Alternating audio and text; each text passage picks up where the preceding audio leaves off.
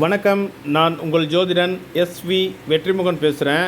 நம்ம இந்த காணொளி பதிவில் உடலுக்கு சக்தியை தரக்கூடிய பாவங்கள் என்ற தலைப்பில் ஆலோசிப்போம். உடலுக்கு சக்தியை வழங்கக்கூடிய தலைமை பாவமாக லக்ன பாவம் விளங்குகின்றது.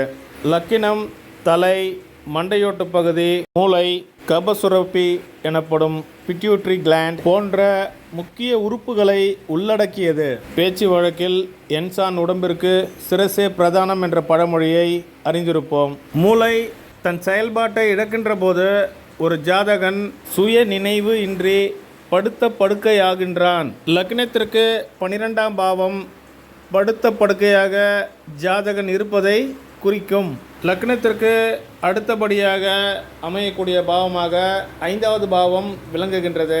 5வது பாவம் ஒரு மனிதனுடைய உடல் சக்தி, இதயம், மேல்வயிறு, விட்டாலிட்டி எனப்படும் உயிர் சக்தி ஆகியவற்றை குறிக்கின்றது. 5வது பாவத்தின் சக்தி நிலையை அடிப்படையாக கொண்டே புத்திர பிராப்தி ஏற்படுகின்றது. ஒரு ஜாதகர் நோயிலிருந்து மீள்வதை இந்த 5வது பாவம் குறிக்கின்றது.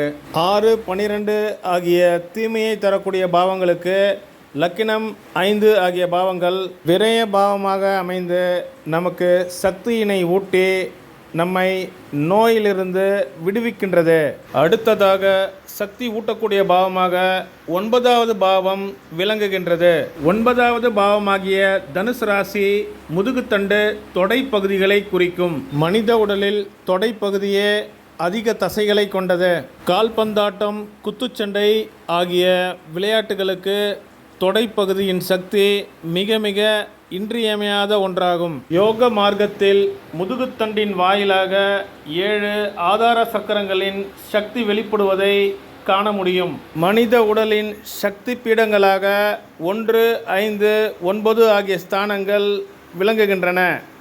மற்றொரு காணொளி பதிவில் உங்களை சந்திக்கிறேன். நன்றி, வணக்கம்.